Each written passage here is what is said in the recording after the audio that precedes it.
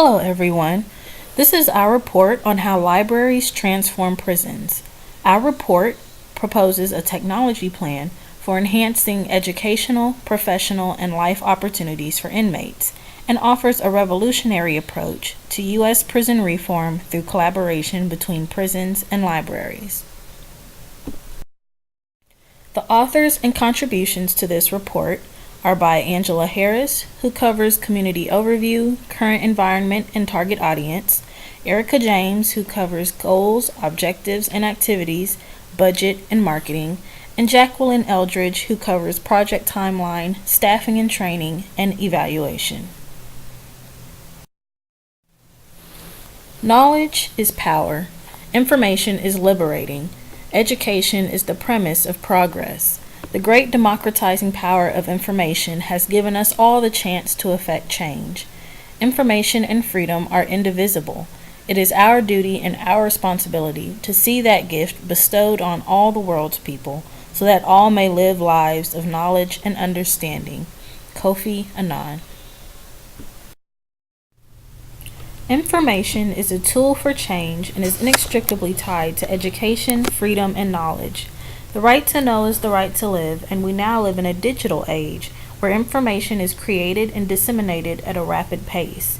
Many people have access to this information stream and can use it to be full participants in our society. Those who have the education and the knowledge to navigate society are empowered to live their lives successfully. However, there is another part of society, a part that is often ignored, discarded, and excluded.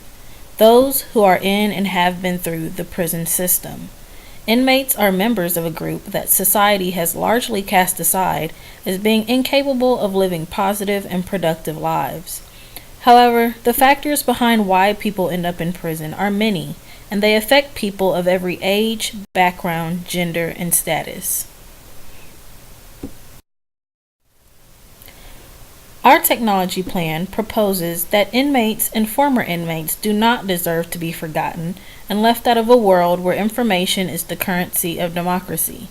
In fact, we believe that it is information, knowledge, and education that can transform the lives of prisoners and their families, empowering them to be active forces for change, not only in the prison system, but also in society as a whole.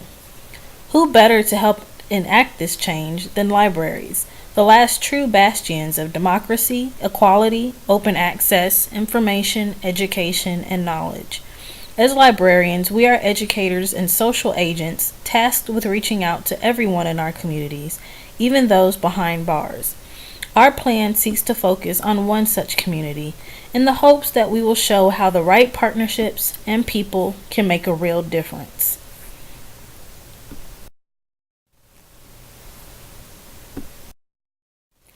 Jonesboro, Arkansas, a small college town in Craighead County, is home to Arkansas State University and serves as the regional hub for manufacturing, agriculture, healthcare, retail, and service sectors.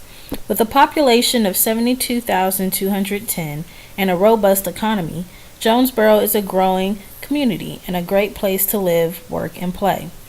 Residents and visitors enjoy a tremendous number of recreational, cultural, and educational amenities. Their mission is to enhance the quality of life in Jonesboro and the surrounding region through service, leadership, and economic development. Arkansas State University serves 14,000 students and offers degree programs ranging from associate to doctorate that bring incredible talent and resources to the region. Established in 1909, ASU's mission is to educate leaders, enhance intellectual growth, and enrich lives. They also house the Dean B. Ellis Library, a 7-floor building that offers a variety of services and materials to meet the informational and research needs of the university. Jonesboro is also home to 2 more institutions of importance for our plan: the Craighead County Jonesboro Public Library, and the Craighead County Jail. Craighead County Jonesboro Public Library is an 8-branch library system whose mission is to meet the ever-changing information needs of their community through a variety of media, providing lifelong learning opportunities. Patrons have access to over 145,000 print volumes, more than 13,000 media volumes, and a variety of classes and programs for all ages. Craighead County Jail consists of a juvenile and adult detention center. The Juvenile Detention Center has the capacity of 62 and offers an education program under the supervision of the Jonesboro Public School System. The Adult Detention Center has a capacity of 360 but has no program in place to educate its inmates. The jail detains both men and women from ages 10 and up. This plan aims to benefit the Craighead County Jail System through a partnership that helps meet the educational, professional, and life skill needs of current and former inmates. The proposed partnership is between Craighead County Jail, Craighead County Public Library, and the Dean B. Ellis Library at ASU, in the hopes that the benefits of educating these groups will expand to their families in the Jonesboro community. Thus, this plan has ambitious aims to use this partnership as a platform to address a bigger societal debate, that of rehabilitation versus retribution in prison reform. It is common knowledge that though the U.S. has only 5% of the world's population, we have more than 20% of the world's prison population. At the end of 2014, 2,224,400 people were incarcerated in local, state, or federal prisons. The number grows even larger to 6,851,000 when we account for the 4,708,100 people under correctional supervision, including those on probation and parole. These numbers are indicative of a problem that is bigger than bad people committing crimes and being punished for it. These numbers speak to the larger issue of what brings people to crime in the first place, what spurs reincarceration, and what happens to those who get out. Surely, one of the biggest factors is a lack of education. Without a quality education, people lose the opportunity to learn how to think critically, acquire a skill, trade, or proficiency, and get the degrees required to start a career.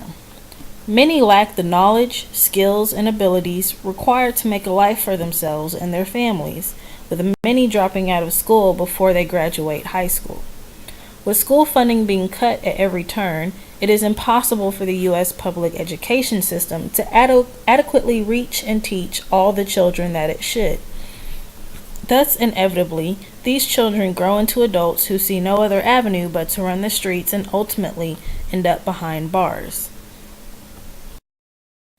So how do we combat this depressing reality? How do we contribute to helping lower incarceration and reincarceration rates? How do we help people who have been in jail for 5, 10, and 20 years to adapt to a new life so different from the one behind bars?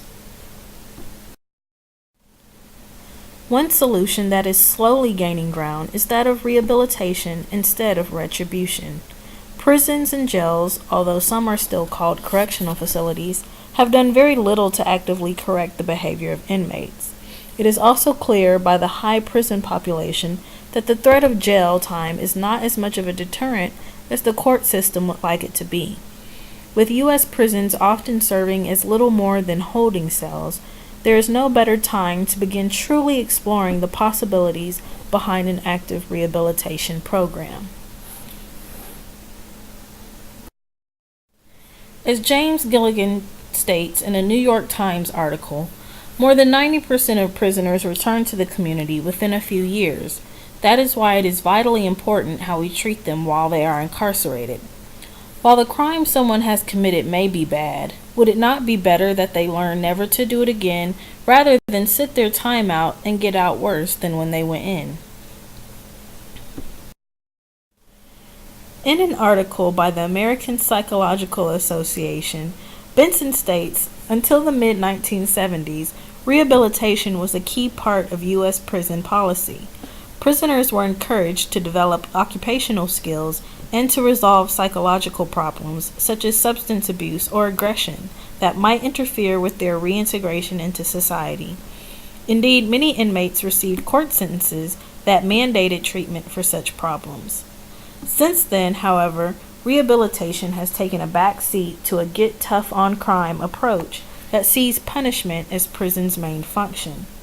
However, in 1990, members of the National Governors Association met with then President Bush to establish a set of national education goals that would guide this country into the 21st century. One of the goals states that by the year 2000, every adult American will be literate and will possess the knowledge and skills necessary to compete in a global economy and exercise the rights and responsibilities of citizenship. Yet the trend of inmates having little education is evident in a report by the Bureau of Justice Statistics. In 1997, about 41% of inmates in the nation's state, federal, and local prisons and 31% of probationers had not completed high school or its equivalent. While there are often many factors that contribute to someone entering the prison system, lack of education is certainly a key one. This inadequacy is not only in a traditional school education, but also in life skills. This is where all the players in our collaboration can provide unique contributions to the main goal. The Craighead County Public Library would be responsible for adult education and life skills training by providing digital literacy classes and dedicated programs about financial management, renting or buying property, legal and health matters, and more. The Dean B. Ellis Library would be responsible for career and technical education, partnering with the Arkansas Department of Career Education to help inmates and recent parolees get connected to college and career coaching in a variety of fields.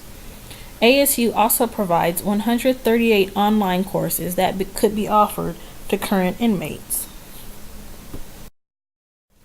One additional need would be required for coordination to happen at each organization and between organizations. An embedded librarian in each organization that is immersed in the unique challenges, struggles, and needs that current and former inmates face is essential. This includes having a deep knowledge of their backgrounds, the societal and personal factors that may lead a person to crime, and how best to address these factors. If anyone is being left behind in an ICT-oriented world, it is the people who are incarcerated for years as technology continues to advance, who then get out and have no means of accessing these new technologies. Many factors go into rehabilitation besides education, so ultimately this plan would be part of a bigger strategy to work with organizations in the community who can meet other needs such as job placement centers, rehabilitation centers, and shelters.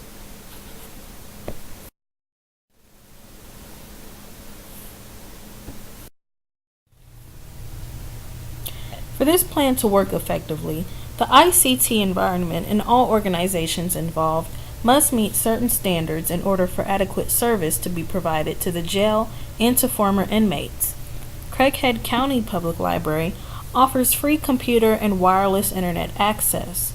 In their collection, they provide DVDs, audiobooks, music CDs, video games, and ebooks. The meeting rooms have projectors, sound systems, and wall-mounted televisions, as well as a training lab with 8 workstation computers. Their online presence includes a Facebook page and a YouTube account. Dean B. Ellis Library offers one-on-one research consultations and library skills instruction. The library has scanners, copy machines, 3 computer labs, and many classrooms equipped with projectors and basic software. A SWOT analysis of both organizations reveals many similarities.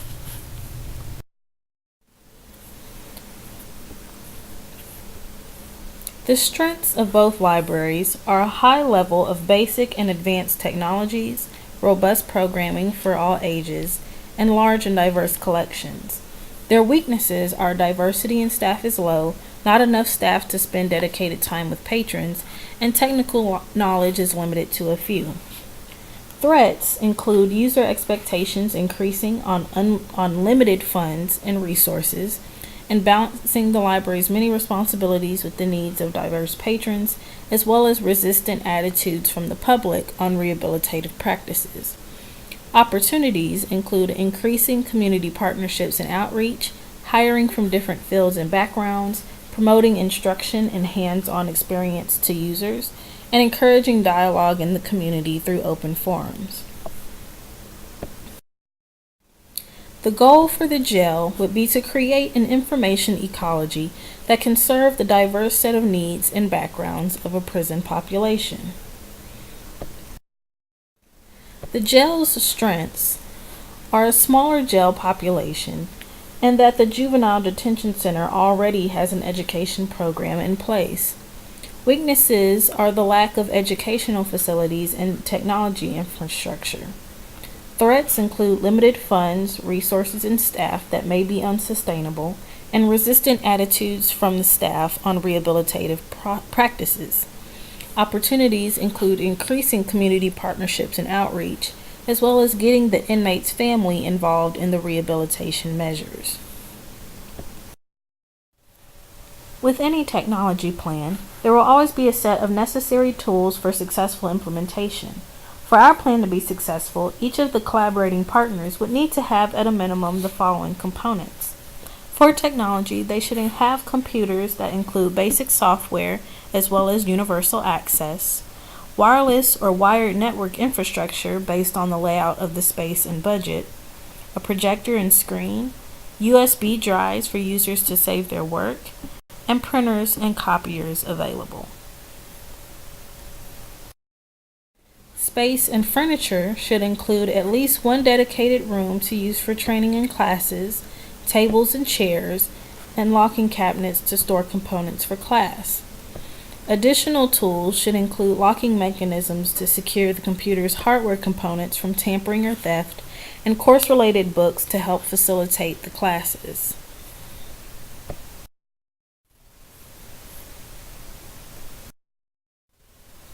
Our target audience will include inmates of every race, ability, age, gender, background, and education level.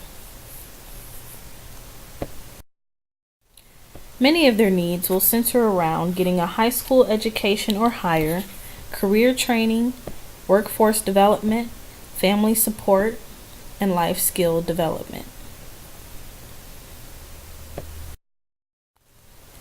We would determine these needs by conducting a survey both online and in person to inmates, former inmates, and families of inmates. Our survey is designed to gather information on what current and desired education levels are, possible career interests, and what resources would be supportive of their goals. The survey is a mixture of multiple choice, open comment, and rating scale questions, and are available in English and Spanish. When considering what kind of information the survey might reveal about our target population, the notion was to find out how interested and involved individuals already are in their own rehabilitation and what more could be offered that might support further improvement. Hello everyone, my name is Erica and I'll be discussing our group's goals, objectives, activities, and evaluations. I'll go over our marketing plan and discuss our budget. Our overall goal is for our library services to provide knowledge and information that would better the members of our community that are currently in an unfortunate situation. The partnership between the Craighead County Public Library and the Dean B. Ellis Library at Arkansas State University creates the opportunity to come together and bring their services to the jail, helping over 46% of Craighead County's population. With the library's help, the poverty rates could potentially drop by providing inmates with the resources to find housing, create resume for jobs, and tools to get a GED or a college education. The jail committee from the two libraries could reach out to the jail staff at the detention center to get approval or even help with setting up programs and services. Although we will be responsible for making the connection with the inmates, it is important that the jail staff is aware of what we're doing. Out of the 68 employees there at the jail, the Juvenile Detention Center has 4 full-time teachers assigned to it, which are paid by the state of Arkansas, and they work a 12-month schedule. The library programs and services would be beneficial to everyone, but the juveniles could take back some of the information they learned with us to their classes while they're there. We want the inmates to know that the library is here for the information needs as well as entertainment, including internet, events, activities, books, DVDs, and anything else they may enjoy doing. The libraries help increase the inmates' chances for success by providing helpful resources to the inmates in jail so that when they do get out, they'll be more knowledgeable about getting on their feet and finding a place to stay, even if they don't have family or friends. A goal without a plan is just a wish. Antoine de Saint-Exupéry. Next, I'll discuss our goals, objectives, activities, and evaluations. Our first goal would be to create a program that provides library services to ex and current inmates and share knowledge by taking services and information to them. By 2017, we want 50% of the inmates to be familiar with our services. By 2017, we want 90% of the inmates to have library cards. We would create marketing and promotional plans, hand out library items such as bookmarks, pens, and brochures. We would give a PowerPoint presentation, hold GED and degree information classes, have a library card sign-up day, allow inmates to check out books, and help with job and house hunting. We would create a survey at surveymonkey.com, use impactsurvey.org for feedback, check statistics, give a 5-question test to see what the inmates have learned so far, check our Facebook page for comments, host group chat sessions, and ask questions. Our next goal would be to partner with another organization to host a back-to-school bash for kids who have at least one parent in jail. By fall of 2017, we want 100% of our inmates' children to have new clothes and shoes for school. By 2017, fall, of course, we want 100% of the inmates' children to receive a new book and a backpack with the school supplies inside. We would develop a marketing and advertising plan, host a back-to-school bash, use Facebook to promote the event, provide food, drinks, and promotional items, provide games, activities, and share what we do, keep a benevolence fund, and get as many donations as possible. Ask the kids, the parents, how they like the event would be great for doing an evaluation. We would also check Facebook for comments, give kids a 3-question test just to see what they've learned about our services while there, and leave a suggestion box at the information table. Our potential programs would be things like Library 101, Welcome to the Library, Library Card Sign-Up Day, and a Youth Back-to-School Bash. And this is a sample database that we would use. Moving on to our budget. So without the funds, we wouldn't be able to do a lot of the things that we do and plan to do in the future. So our income would come from grants, donations, and gifts. The total income we would get would be $14,160. The things that we would spend that on would be books, software, computers, additional hardware like mice, keyboards, USB drives, headphones, travel and transportation, furniture, supplies, personal wages, events and programs, training, and of course our benevolence fund. So that would bring our total expenses to $14,160, and that would leave us with a zero balance. Moving on to our marketing. As library professionals, we uphold the principles of intellectual freedom and resist all efforts to censor library resources, as stated by the American Library Association. Our marketing plan would consist of creating a blog at blogspot.com, creating a Facebook page, and using our library websites to promote our services. We would use social media in our marketing plan because a blog is something we could call our own and can be referenced back to. Facebook has tons of users, which could potentially help us gain a lot of likes, followers, and new patrons. Yay! Our own library websites would be valuable as well for patrons that frequently use the websites for research and information in general, and for staff members to get quick access to services that are offered. Our blog, Facebook page, and websites will allow us to provide information about our services, special events, programming, and a little bit of entertainment offered free.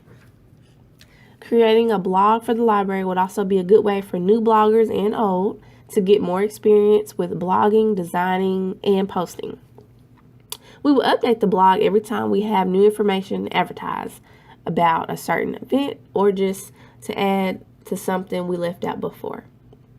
Our target audience would be able to comment on the post and even do an interview based on their experience with the library, and we could post that on the blog. This will allow the audience and the patrons to feel engaged. So after everything has come together and the events have taken place, we can post pictures from the event for everyone to see. And another good thing about having a blog on Blogspot is that it can help grow the library's audience by offering Google AdWords, which can help users advertise locally and globally. We could get more visibility and get more readers. So Facebook would be good to use. It would keep our audience up to date with daily information like our library hours, new updates, new services, unexpected things like closures. We could post pictures, positive quotes, updates, and general information. Facebook is very social because almost everyone is using it every day, sometimes all day. The news feed usually shows information from all the people you are following or public pages or friends of friends, and it's very easy to make comments and share posts. So Facebook would be really good to use. Facebook is a must for libraries because it gives them a better opportunity to find what their users like to see, get noticed, get a lot of followers, and a lot of likes. So having a Facebook page would definitely keep us up to date with the digital information age. We would least likely use the RSS feed just because we already prefer our own websites to Facebook and Blogspot. So other social media like Twitter, LibGuides, Pinterest could be used for something else. We'll just use that later on down the line. By using these forms of social media that we chose, we would get better at promoting services digitally, learning about and using more types of social media, having our library's information on the internet for the whole world to see, and it will only help us stand out more. So we will be able to give our audience information on how we'll bring the library services to them, as well as what we do inside of the library. So it'll put us ahead of the libraries that don't have social media accounts. Most people these days, they want access to information at the tip of their fingertips, and we'll be able to provide what they need very quickly. So in doing so, we'll be using the Blogspot, Facebook, and our own websites.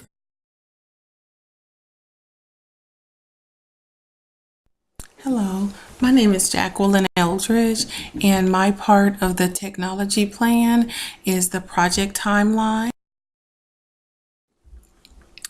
Our plan is to develop a collaboration between the public library, college library, and prison library, where the public and academic library both work with the prison to provide ex-offenders and the currently incarcerated the resources, training, and skills they need to re-enter society as a productive member, to acquire a job and get an education. Next, we have our timeline, our plan with the decisions. We have the project set up, and we have each date starting in July all the way till December of 2016. This is sort of a review and timeline of things that will take place and how we plan to further our technology plan and getting it started. We'll meet once a month for the first 6 months, and we'll check the status of the program first to see how well it goes. We'll will meet with the public library, college, and also the prison library to get it set up. We will start a project and we will review information as needed as we continue. We will discuss and interpret what type of programs and materials we'll need as well. We will continue to discuss the interpretation and analysis as we go throughout the process. Our designing of information is where the information systems are developed, and we will continue that as well as we continue our process. With our implementation, we won't begin it until maybe August. This is where we determine what designs are needed, but we have to make sure we stick to the guidelines of ALA and their procedures. But we will continue our implementation process for the next couple of months in September and October afterwards. Maybe midway through the project plan, we'll measure and track our progress, and we will continue to do that as well. Our final, when we finalize our plan, we won't probably do that maybe until October when everything has taken place and we're pretty comfortable. Then we will revisit our plan once more before we actually put it into process and to test it in December. But this is sort of a similar guideline as to what we plan to do.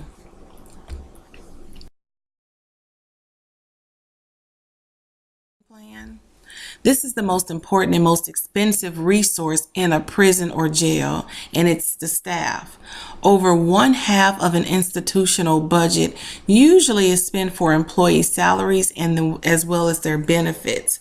But a proper staffing pattern is necessary and the condition for the achievement of most other institutional objectives, such as evaluation of staff deployment. And that's the best approach to achieving cost saving or productivity improvement.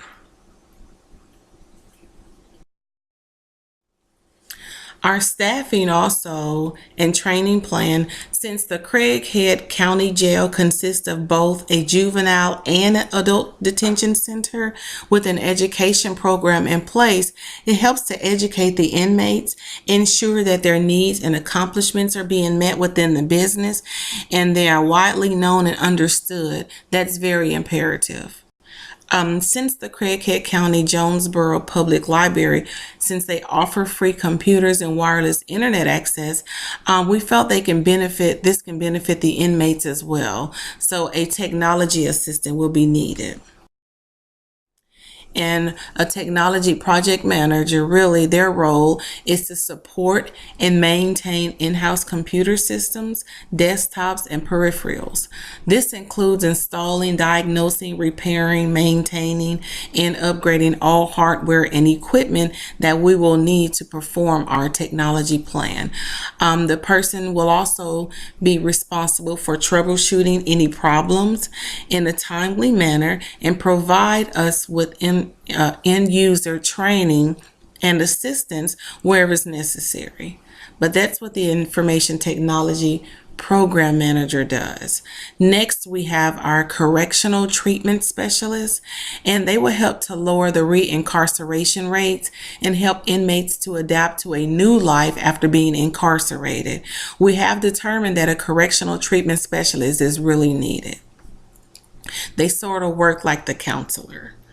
The prison librarian is to establish and meet the library and information needs of the prisoners, the students, and the educational program within the resources that are available. Then we have our evaluation plan.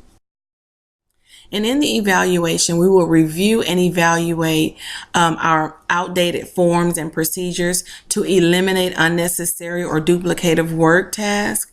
Because we are working with a strict budget, we will also continue to simply increase the workload levels without hiring additional staff or increasing supply budgets. We have to work within our means and we have to work with what we have. Up to a point, this can result in productivity and improvement if we do that. Some of our strengths in our technology plan is in our presentation explaining why most inmates are incarcerated in the first place.